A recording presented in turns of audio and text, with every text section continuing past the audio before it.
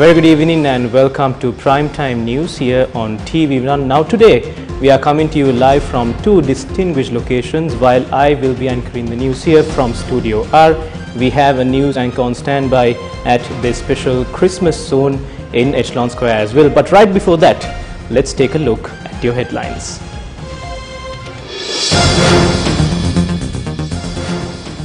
President visits flood victims, instructs not to let circulars, rules and regulations hinder relief efforts. Army commander gives assurance on security of the country. Seat of opposition leader reserved for Sajid Premadasa. Speaker informs party leaders. Court allows PUJITH Jayasundara to be questioned on former minister Patali's case. BJP concedes defeat in Jharkhand election. India's main opposition Congress party in the lead.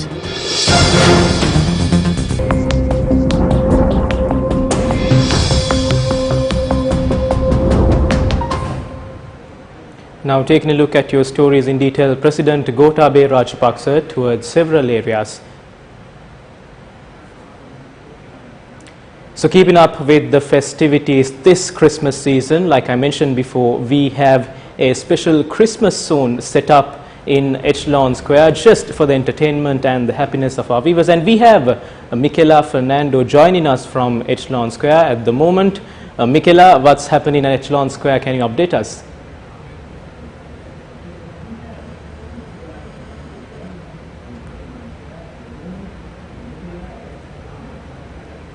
A very good evening to all our viewers. Now I am coming to you live and direct from the Newsfirst Christmas zone here at Echelon Square, where there are many fun-filled activities for you and the entire family. So don't miss out and head on down, as tomorrow will be the final day of the Newsfirst Christmas zone here at Echelon Square. John, it's back to the studio. To those affected by the inclement weather. Now taking a look at your stories in detail, President Gotabaya Rajapaksa towards several areas in ANURADHAPURA and POLONNARUWA to look into the operations to provide relief to those affected by the inclement weather.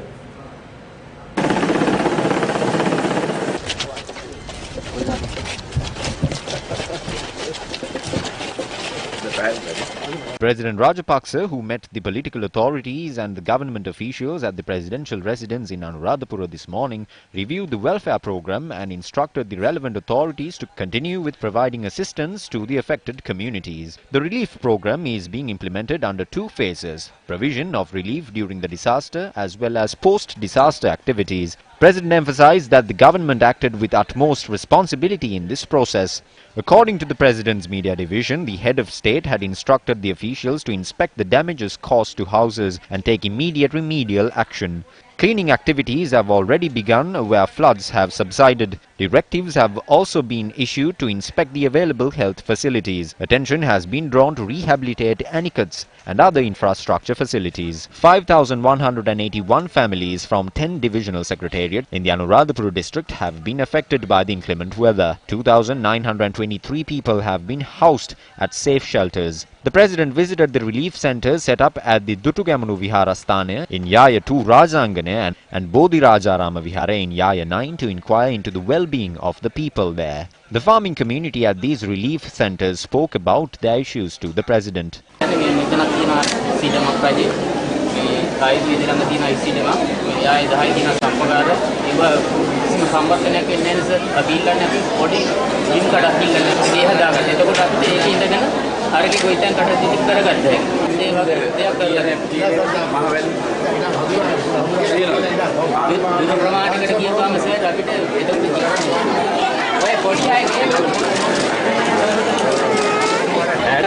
कुंबुरु टिका දැන් කුමාරක් හදුවා අපි අතින් වියදම් කරනවා. ඒ වියදම් කරාපුගේ sir අපිට ලාභයක් නැහැ. එන්නේ අපිට මේ හැරෙන විතරේ කලාවේ වගේ වෙනවා. කුඹුරු ටික. අපි විකල්ප වශයෙන් පොල්ලින් දන්න ගෙනා මේ සර් කිව්වා ඒ ටික පොල්ලින් දන්න අපිට අවසර දෙන්න. ඒකට ලොකු හානියක් වෙන්නේ නැහැ. ඔව් සර්. ඔව් සර්. කතා කරලා කරමු. During the visit, the President arrived at the Special Economic Centre in Tambuttegama to inquire about the price of rice. Bulletin. Make it. Me. Pudi kan? Pudi ke ada kan? Pakistan ni nama kita sebab ada. Pudi kan bisa itu. Oh, ni kata. Iya deh. Ni kata kisi dah pahala. Kisi dah. Make it. Ni kata kisi pahala. Apa meterin ni ya? Oh, meterin dah ni. Ini pudi ni. Siapa ni? Iya dah ni. Anu? Sudah sunan ni anu. Saya make anu matai ni. Ni deh. Control price. Anu aduan no. Iya ni. Anu hatar karo anu kita deng dulu. Gua ada transport karena tu. Now, floodwaters in many regions across the island have begun to recede. However, the threat of more floods occurring still remains high in many areas. The section of the Badulla-Batiklo road from Lurugala to Passara still remains closed. The road was closed due to the risk of landslides in Millabadda. The Disaster Management Centre said that estate employees residing in nearby houses have been notified to evacuate to safe locations.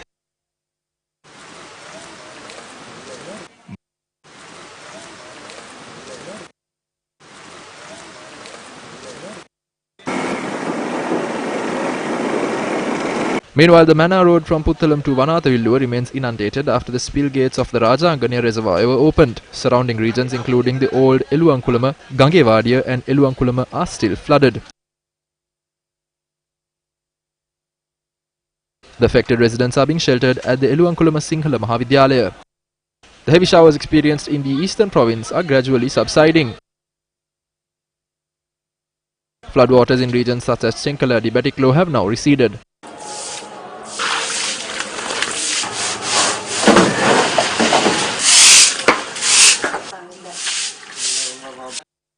According to our correspondent, people from the Kiran Divisional Secretariat in Batiklo are still seeking shelter at 3 safe camps.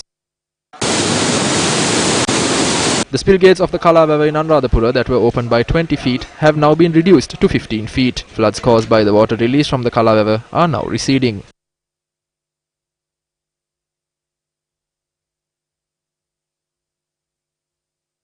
Right now I'm in the Tispanepura area of the Anuradhapura district. What I'm standing on is neither a pond nor a lake, it's a paddy field. Farming, which is the main livelihood of the people in this area, have been affected by these recent floodings. Our correspondent said that this bridge situated close to the spill gates of the Kalavawa has been damaged by the masses of water released by the spill gates of the Kalavawa. The floodwater due to the overflowing of the Manik River in Katharagamma have completely receded. This is the Sellakatarama shrine for Lord Ganesh that was flooded during the past few days. Meanwhile, the Polonnaruwa Somavatiya road is still inundated after heavy rains battered the region in the past few days. A Buddha Puja was held at the historic Somavatiya Chaitya, which is currently 3 feet underwater.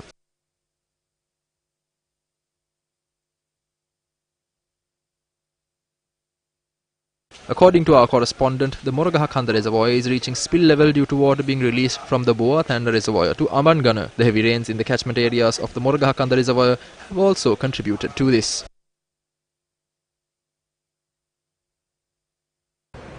Now, with the incessant rain preceded by the drought and the wild elephant menace, the farming community in Tispanepura, Anuradhapura has met with an economic crisis. විතර තිස්සේ අලි රකින්නවා. දැන් ඒ ඉස්සර ගන්න වෙල මාස 4ක් එක දිගටම මාස 4ක් හිටියා පැල් රැක්කා. ඒ රැක්කත් ඉතින් වැඩක් නැහැ. දැන් මේ පාර අලි රැක්කට දැන් නම් ඉතින් රකින්න දෙයක් ඇත්තේ නැහැ මහත්.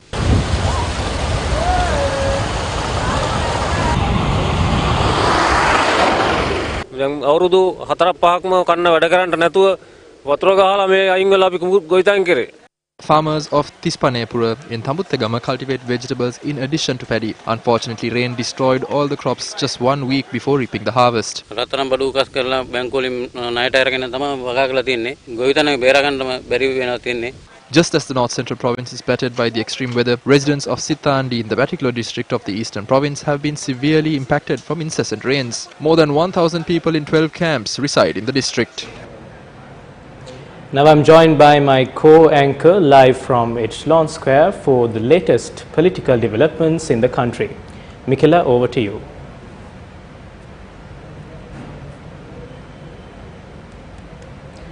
Thank you, John. Now taking a look at more local news, JVP parliamentarian Sunil Handunetti expressed these views on the rising price of rice at a media briefing today. Today, small retailers are being fined and taken to court for marking up on rice prices. We don't think this is a problem pertaining to them. The small retailers have been forced to sell based on the prices at which they buy from wholesalers. They have to sell based on the prices offered by the rice mills. What they must capture here are the players at the top, as they are the ones controlling the mafia.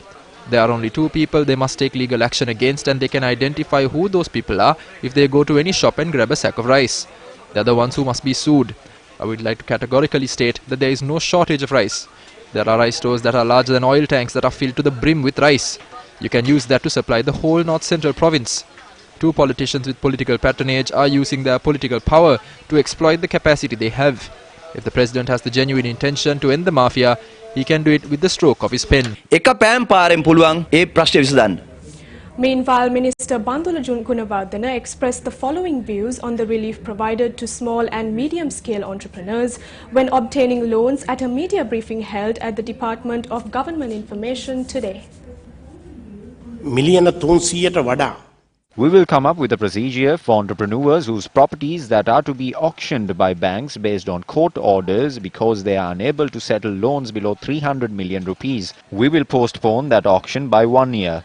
That procedure will come into place when economy comes back to normalcy next year, a relief to provide them room to breathe. We have taken the decision to postpone their property being auctioned by 1 year, giving them an opportunity to survive.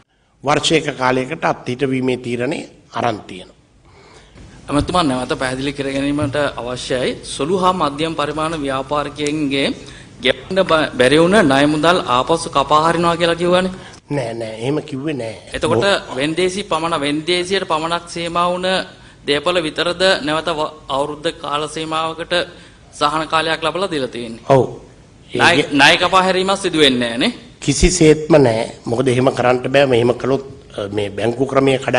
Meanwhile, journalists questioned the government's move of providing jobs to 100,000 people is an attempt to reduce the number of Samurdhi beneficiaries.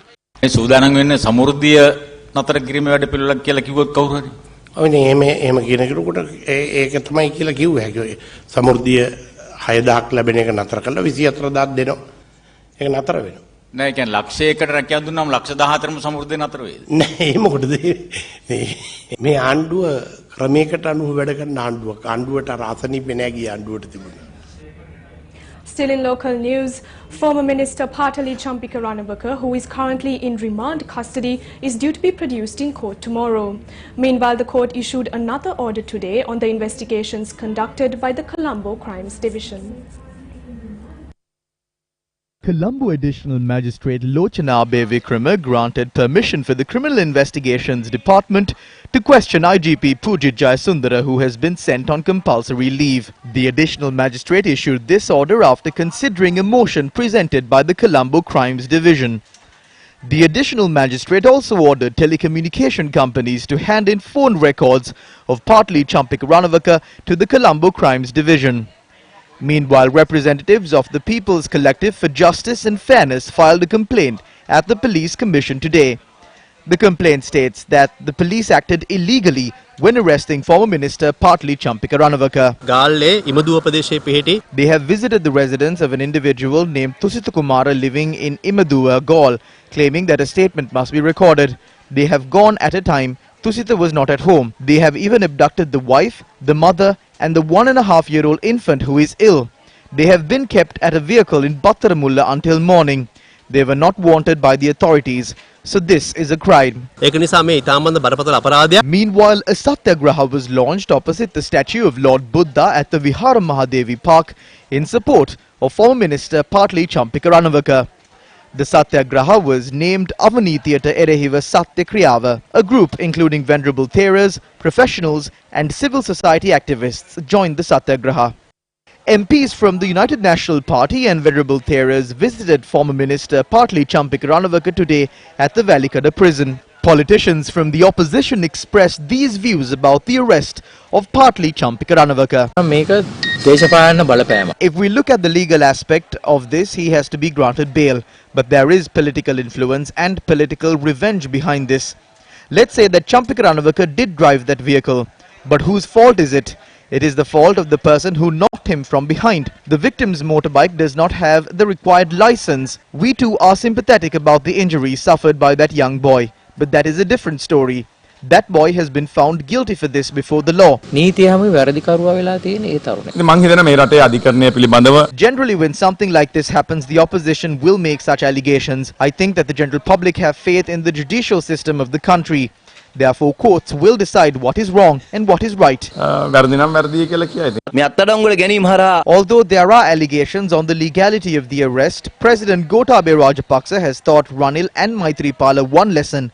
He has shown them that this is how the law must be enforced. Therefore, I still believe that President Gotabaya Rajapaksa can bring the chief accused in the bond scam Arjun Mahendran and his political associates before the law. If the law can be enforced against partly Champika Ranawaka like this, then the thieves who looted the central bank in broad daylight can definitely be brought to justice. Meanwhile, Colombo Additional Magistrate Priyantha Liyanage today issued an order banning former Minister Rajitha SENERATHNE from travelling overseas. The order was issued based on a request made by the Criminal Investigations Department.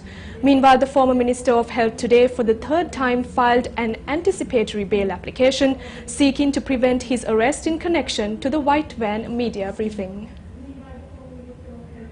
The anticipatory bail application filed by Rajitha SENERATHNE on the 19th of this month was rejected by Colombo Chief Magistrate Lanka Jayaratne on the 20th.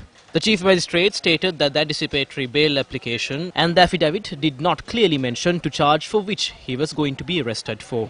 Dr. Rajitha SENERATHNE amended and resubmitted the anticipatory bail application on that very same day. The bail application was due to be taken up for consideration today. However, Rajitha SENERATHNE filed another amended anticipatory bail application this morning. Presenting the anticipatory bail application on behalf of Dr. Rajitha SENERATHNE, his attorney, President's Counsel, Untitled Bandara said that politicians have been making statements that he will be arrested. The attorney pointed out that the two individuals who spoke at the White Van media briefing were not in any way influenced by Rajitha SENERATHNE and that his client only organized the media briefing upon their request. A President's Counsel, Untitled Bandara, speaking to media, said that the anticipatory bail application was filed as various statements have been made on the existence of evidence on the two individuals who appeared at the media briefing being given special privileges by Rajitha SENERATHNE.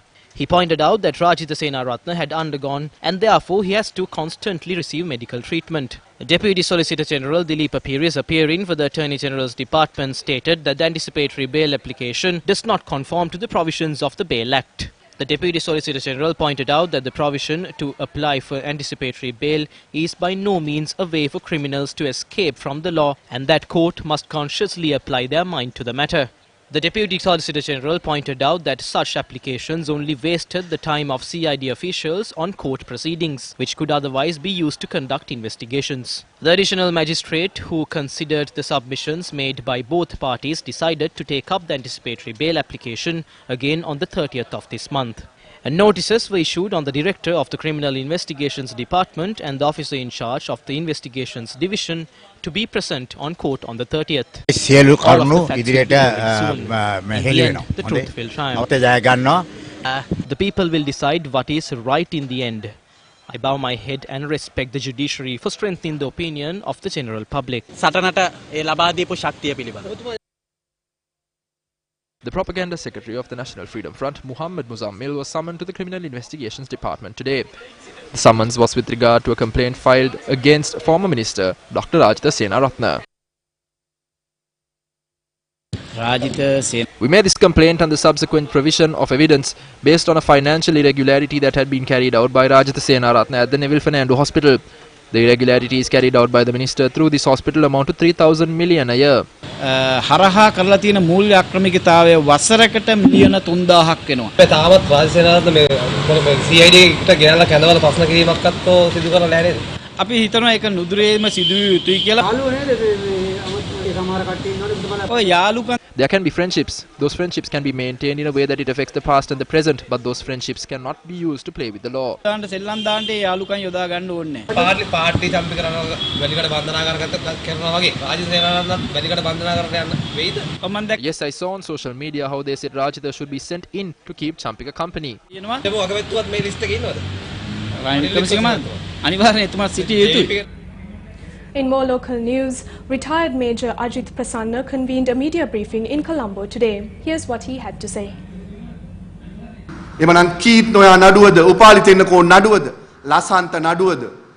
Is it Keith Noya's case or Upali's case? Is it Lasanta's case? Is it the case at the Fort Magistrate about the abduction of 11 youth? Is it the Tajuddin case? We ask that all these cases that weren't considered properly be considered again. We also request the Duminda Silva and Vas Gunawardena cases where they were made to be murderers also be looked into once again. We also ask that they are given the opportunity to testify once again. නැවත විමර්ශනය කරන්න. ඒ වගේම සාක්ෂිකරුවන්ට නැවත සාක්ෂි ලබා දෙන්න අවස්ථාව ලබා දෙන ලෙස ඊටාම ගෞරවයෙන් ඉල්ලා සිටිනවා. Welcome back to the news. Now, Inspector General of Police PUJITH JAYASUNDARA, who is currently on compulsory leave, and former Secretary of Defence Hemasari Fernando have been further remanded until the 6th of January. Now, this was after the duo were presented to the Colombo Additional Magistrate Priyantha Liyanage. They were produced before the additional magistrate on charges of not taking steps to prevent the April 21st attacks. Presenting the case on behalf of the Attorney General, Deputy Solicitor General Dilip Piri stated that although he has requested that individual, including the President, the Prime Minister and the Speaker, be asked to provide statements, no permission had been granted for recording such statements. He informed court that if the request was not granted a response within a reasonable amount of time, that he will report it to the court for an order to be given in that regard. He further added that he intends to obtain statements from former ministers including Rishad Badurteen and Rauf Hakim. Meanwhile, former Minister Rauf Hakim was questioned on this matter by journalists following the party leaders' meeting that took place in Parliament. If we are asked, we are ready to make any statement. We have nothing to hide.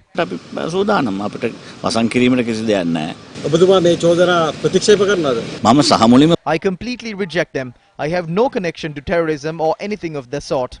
We can see that there is an effort to use certain media networks to attack Muslim political leaders up until the upcoming general election.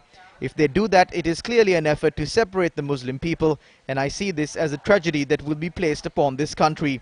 We deplore this project. Now, Commander of Sri Lanka Army, Lieutenant General Shavendra Silva, spoke about the security measures set in place for the festive season.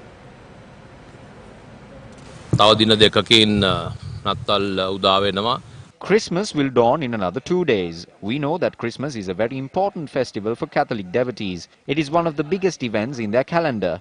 The Sri Lanka Army, the Tri-Forces and the police have been instructed to provide the maximum protection during the festive season. Thereby, the Security Council has instructed the Tri-Forces and the police in this regard. We have taken all measures to provide maximum protection during the festive season.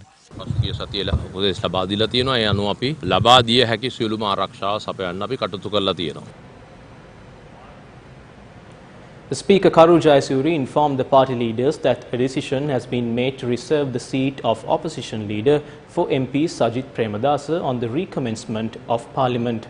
The party leaders also decided that following the presentation of the policy statement by President Gotabaya Rajapaksa, the Parliament session will be held from 1 p.m. to 6 p.m. on the 3rd of January. During the party leaders' meeting held today, the Speaker requested that the Chief Government Whip and the Leader of the House be named by the government before parliamentary sittings resume on the 3rd of January. The arrest of former Minister Patali Champika Ranawaka was also brought up during this meeting, and the general consensus was that this is a violation of parliamentary tradition. It was decided that steps will be taken to call the IGP and officials before the Speaker. Speaker Karu Jayasuri, addressing a media briefing, stated that it was decided that this would be brought to the attention of the Police Commission.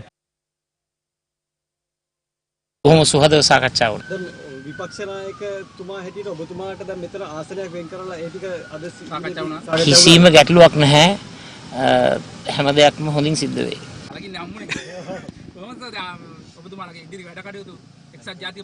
අපේ ආයත් මැතිව අපිට පාර්ලිමේන්තු මැතිවරණයක් ඉදිරියේ දෙනවා. ඒකට අපි ප්‍රතිසංවිධානය වෙලා සූදානම් වෙලා ඉනවා. මැතිව. හරි පුතා අපි යනවා. වෙනස කොහොමද? ඒව ඉදිරියේදී අපි කතා කරමු. ඔබතුමාලගේ නායකතුමා තාම නායකත්වයේ සජිත් මහත්තයාට දුන්නේ නැත්තේ ඇයි? මොකද ඔබතුමා ළඟින්ම ඉන්නවා රනිල් මහත්තයා. ඒක සජිත් මහත්තයාගෙන් අහන්න ඕනේ. නෑ රනිල් මහත්තයා ඇයි තාම එතුමාලා දෙන්න ඒක ගැන කතා කරගන්නවා. ඒ කියන්නේ එතුමා දෙයි. හරි පුතා අපි ගිහිල්ලා එන්න. හරි හරි. Now, an Oxford University student whose brother and sister died in the April 21st attacks has raised over £350,000 or more than 82 million rupees for the Sri Lanka's health service. David Lindsay said that the National Hospital in Colombo in the capital had been overwhelmed by the number of victims arriving for treatment after the bombings in April. His siblings, 19-year-old Danielle and 15-year-old Amelie, died from their wounds after explosions at the Shangri-La Hotel in the city. The Times reported that the 22-year-old, who dropped out of his economics degree at Wadham College to focus on charity work, said, quote, "Maybe the hospital had better things. There could have been a better outcome. If not for my family, definitely for others," unquote. Now, West Indies batsman Kieran Powell is currently in Sri Lanka to play for the ongoing A-list cricket tournament organised by Sri Lanka Cricket. Newsfirst Martin Satyanesan caught up with him today. Most of the clubs in general that I've been to over the 2 times I've played for Tamil Union, most of the clubs in Sri Lanka I think have more than adequate facilities. Well, domestically, I played when Kitran Vitanagam, my Tamil Union teammate, made 300, and I think that he's a really good player. I'm not sure what the situation is with him and the current Sri Lankan setup, but I think that Sri Lanka have that could be really special. Obviously, Kusam Mendes, the young right-handed batsman, obviously needs to be given lots of time and opportunity because I think that he could be really special going forward for this country. Dhananjaya De Silva and Niroshan Dikwala, who's actually a really good friend of mine and helped me to, on short notice, to be able to play in this tournament, you know. But I think these 3 guys are really, really key for Sri Lankan cricket going forward. Now, you can watch the full interview on a YouTube channel and on our Facebook page. And that's a wrap of Primetime News tonight. Right before we wrap Primetime News tonight, let's once again cross over to Michaela Fernando, who is at Echelon Square. I'm coming to you live and direct from the Newsfirst Christmas Zone here at Echelon Square, where the many fun-filled activities for the entire family. So don't miss out, as tomorrow will be the last day for the Newsfirst Christmas Zone here at Echelon. For the Newsfirst team, I'm Michaela Fernando. Take care and good night. So thank you for watching Primetime News tonight. Take care and good night.